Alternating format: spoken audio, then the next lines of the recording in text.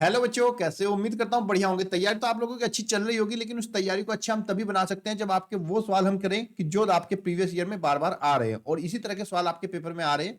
मुझे comment box में answer देना कि जो सवाल आपको पहले से आते हैं उनका आंसर जरूर दीजिएगा। तो चलिए शुरू करते हैं। आज की क्लास को लाइक तो कर ही लिया होगा। क्वेश्चन नंबर 1 है आपका। पहले सवाल को ध्यान से पढ़िएगा। 15 व्यक्ति एक कार्य को 10 दिन में पूरा कर सकते हैं। इसी कार्य को 50 दिन में करने के लिए कितने व्यक्ति चाहिए?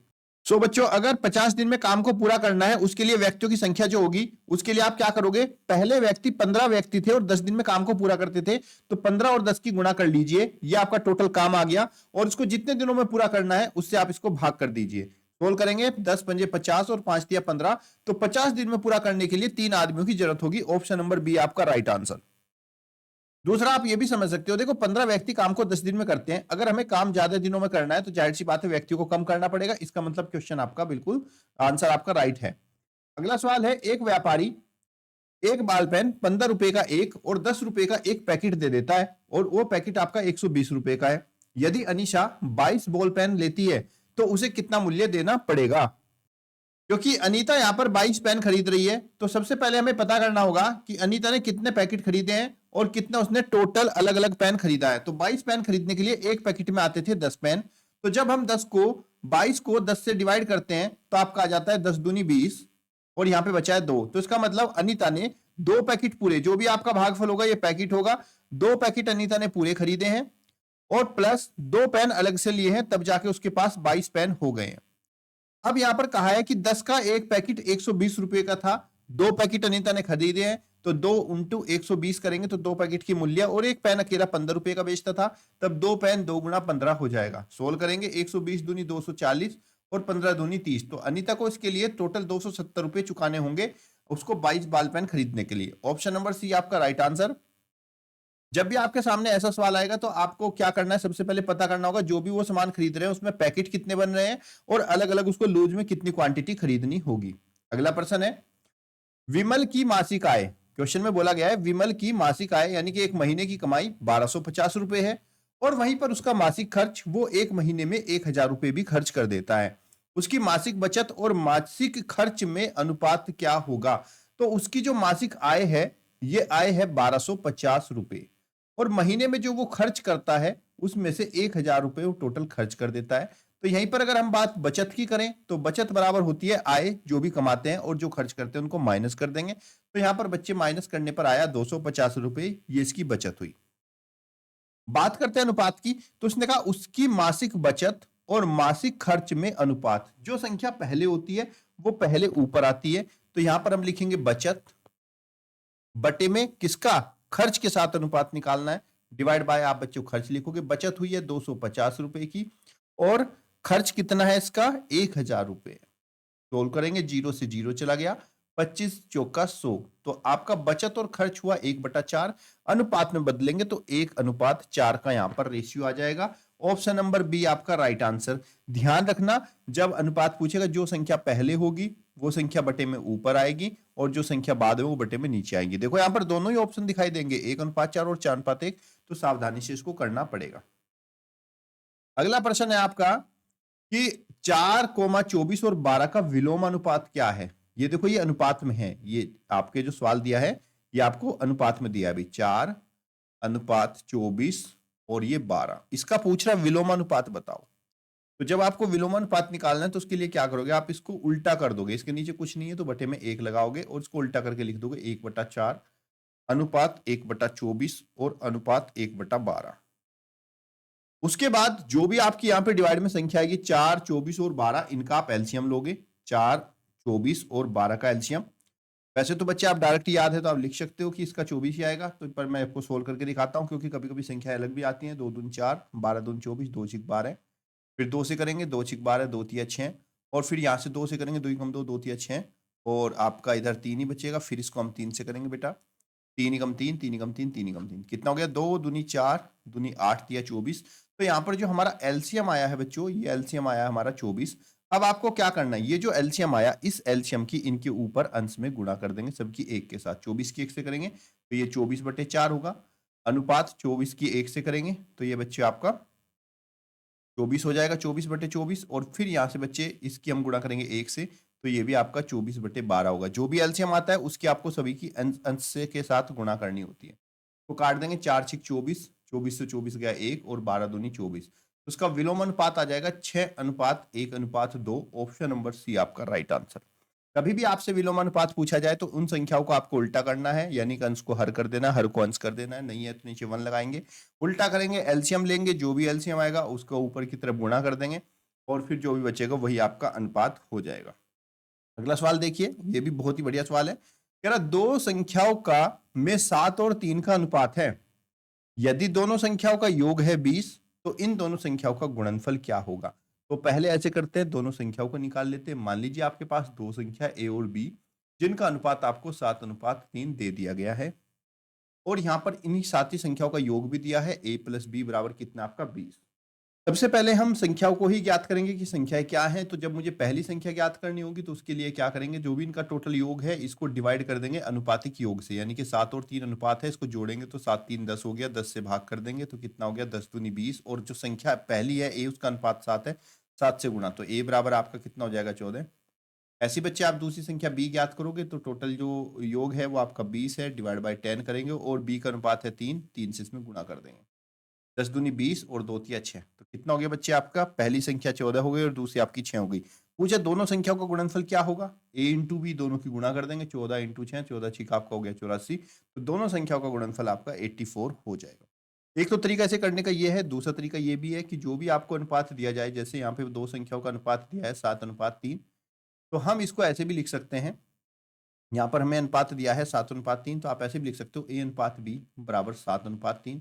इसको आप मानकर भी कर सकते हो, जो तरीका अच्छा लगे कमेंट बॉक्स में बता देना कौन सा ठीक लगा।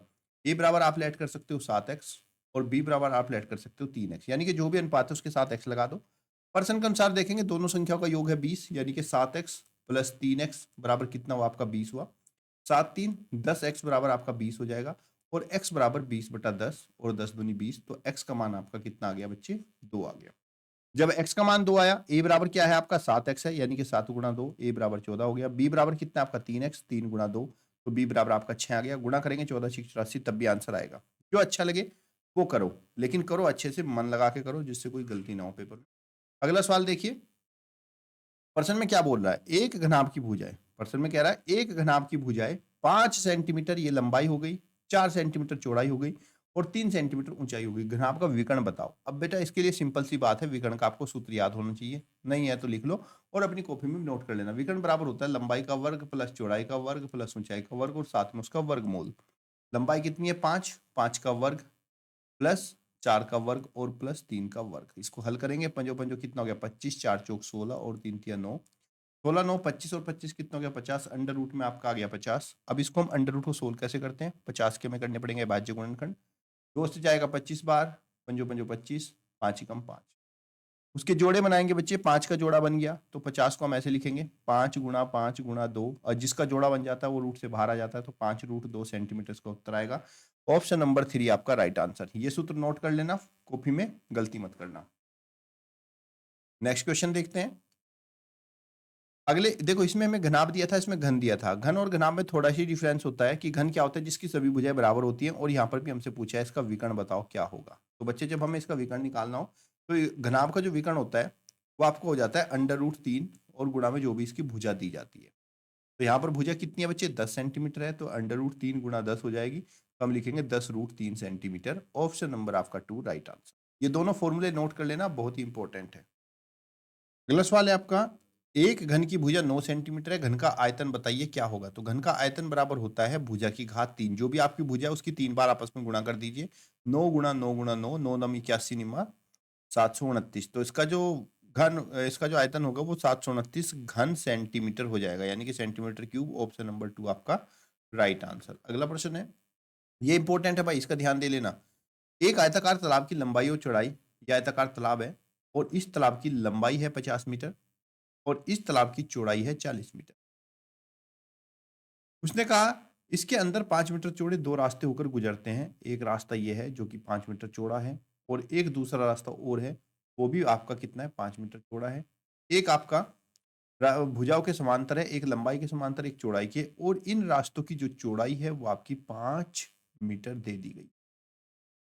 रास्तों का क्षेत्रफल बताओ कितना होगा? देखो रास्ते भी तो आपके क्या है, रेक्टेंगुलर शेप में है, रास्ते भी कैसे रेक्टेंगुलर शेप में है। तो ऐसी कंडीशन में जब आपको रास्तों का क्षेत्रफल निकालना हो तो आपको क्या करना होगा, ये वाला पहले इस रास्ते का क्षेत्रफल निकालेंगे जो कि आपका लंबाई गुणा चौड़ाई होती है। तो लंबाई या क्या है, लंबाई के समांतर चल रहा है तो लंबाई आपकी 50 हो जाएगी और चौड़ाई 5।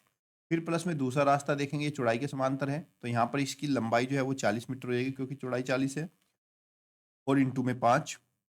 लेकिन जो बीच वाला रास्ता है, जो आपका बीच वाला हिस्सा है ये वाला, ये हमने पहले ही इसमें निकाल चुके थे तो इसको हमें माइनस करना होगा क्योंकि ये 2 बार रिपीट हो गया है। तो इसकी लंबाई इधर से भी 5 है, इधर से भी 5, क्योंकि दोनों रास्ते 5 मीटर चौड़े हैं। तो उसको माइनस कर देंगे 5 इंटू 5। इसको हल करेंगे 5 5 25, 250, 40 पंजे 200 और माइनस में 25।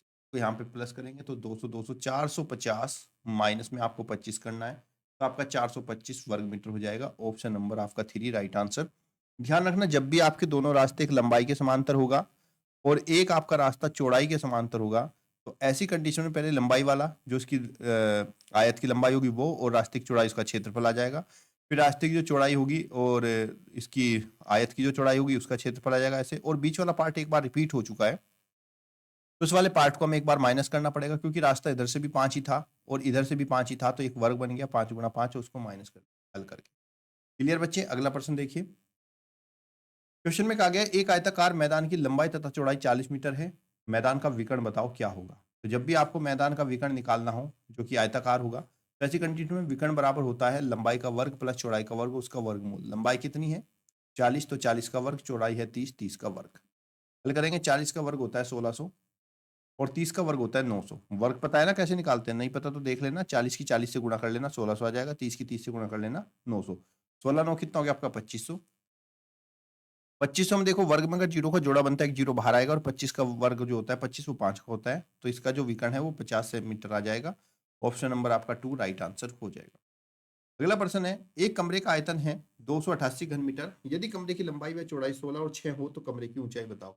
जब भी आपको कमरे की ऊंचाई बतानी हो तो जो भी आपको आयतन दिया गया है उस आयतन को भाग कर देंगे इसकी लंबाई तथा चौड़ाई से, यानी कि 16 गुणा 6 से। हल करेंगे यहाँ से बच्चे, 6 चौक 24, 6 ठे 48 और 16 तिया 48, तो ऊंचाई बराबर हो जाएगी 3 मीटर। ऑप्शन नंबर 3 आपका राइट आंसर। ये मैंने क्यों किया वो भी आपको बताता हूँ, क्योंकि आयतन बराबर होती है लंबाई गुणा चौड़ाई गुणा ऊंचाई। अब मान लीजिए आपको यहाँ पर ऊंचाई निकालनी है, तो अगर आपको जो ऊंचाई निकालनी होगी तो ऊंचाई के साथ में जो भी गुणा में है वो आयतन के बट्टे में चले जाएंगे, तो ऊंचाई बराबर मैं कह दूंगा कि आयतन बट्टे लंबाई गुणा चौड़ाई। सिमिलरली आपको अगर यहाँ पे चौड़ाई निकालनी हो तो ये आयतन के बट्टे में चले जाएंगे लंबाई और ऊंचाई, जो भी यहाँ पर तीनों में से जो निकालना है उसको इधर रखेंगे और बाकी आपका इसके अपोन में चला जाएगा। क्लियर बच्चों? कमेंट बॉक्स में बताओ मुझे, कोई डाउट तो नहीं है, क्योंकि सारे इंपॉर्टेंट क्वेश्चन हैं ये, वो सारे वही क्वेश्चन है जो मैं बार बार आपको वो कराता हूँ जो आपके बार बार पेपर में आते हैं। तो वीडियो को लाइक कर लेना, चैनल को सब्सक्राइब, और ऐसे बहुत सारे अच्छे अच्छे क्वेश्चन मैंने आपको बनाए हैं जो आप 100% धन्यवाद।